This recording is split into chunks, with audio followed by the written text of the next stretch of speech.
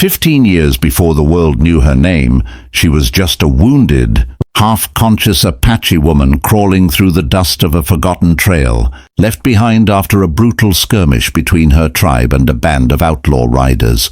The sun burned mercilessly above her, her breath ragged, her strength slipping away with every step, until finally she collapsed near a lonely fence post at the edge of an isolated ranch. That ranch belonged to a cowboy named Ethan Reeves, a quiet man known more for his kindness than his gun. When he first saw her lying in the dirt, barely breathing, he didn't hesitate. He ran to her, lifted her gently into his arms, and carried her inside like someone carrying an angel who had fallen from the sky. He cleaned her wounds, fed her broth spoon by spoon, and sat beside her through the long desert nights, when she trembled with fever and whispered names of her ancestors between clenched teeth. When she finally awakened fully, her dark eyes filled with fear at first. But Ethan reassured her with a soft voice and steady hands. She spoke little English, but the gratitude in her eyes told him more than words ever could. For weeks she stayed on his ranch, recovering, helping with small chores when she could, carrying water, brushing the horses, repairing small tears in his clothes with needle and thread. Ethan never asked her story. He never asked why she was alone, where her people had gone, or whether danger followed her. He simply gave her time, space, and safety. When she regained her strength, she told him her name, Nida. She promised she would never forget his kindness, even if the world tried to erase her existence the same way it erased so much of her people's past. One quiet morning before the sun had fully risen, she left. Not a goodbye, not a farewell, just a smooth river stone carved with an Apache symbol placed on Ethan's table. He kept it close to his heart for years. Time passed and the world shifted. Seasons turned, storms came, lonely winters carved deeper lines into Ethan's face. He often wondered where Nida had gone, whether she lived, whether she remembered him at all. As years rolled by, the memory of her presence faded from the world, but not from him. Then, 15 years after she disappeared, trouble came to the valley. Bandits, land thieves, and mercenaries claiming the open plains and terrorizing ranchers.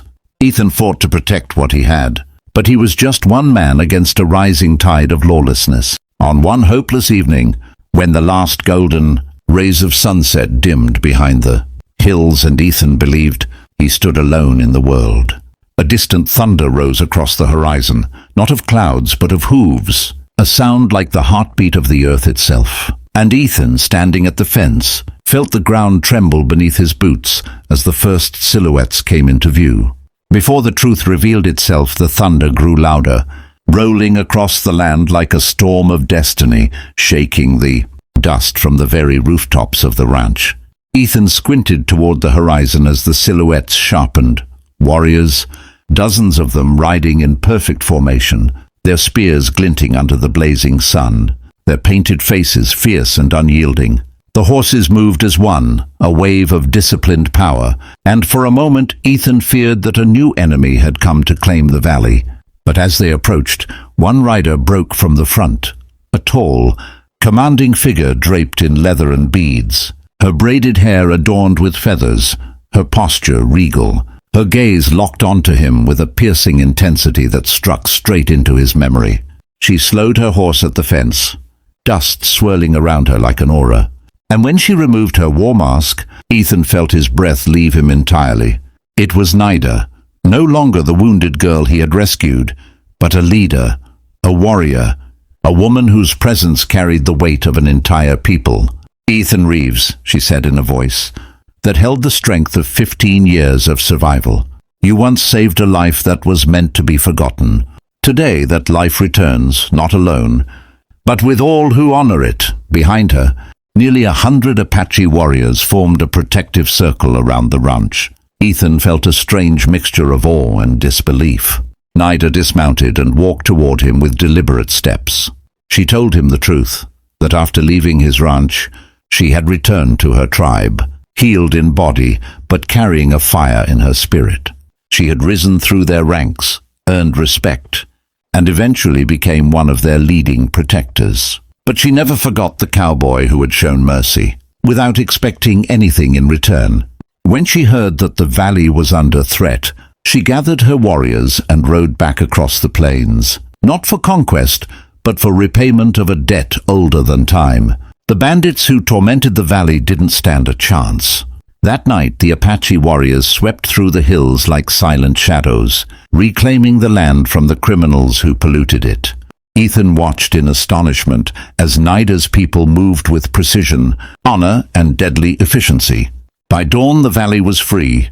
Nida returned to Ethan's ranch, standing beside him in the rising sunlight.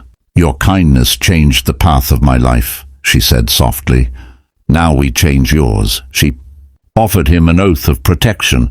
Her tribe would watch over his land as long as he lived, and his descendants, if he ever had any, would always be welcomed as friends of the Apache. Ethan, overwhelmed, humbled, and deeply moved, realized that one act of compassion 15 years earlier had echoed farther than he ever imagined.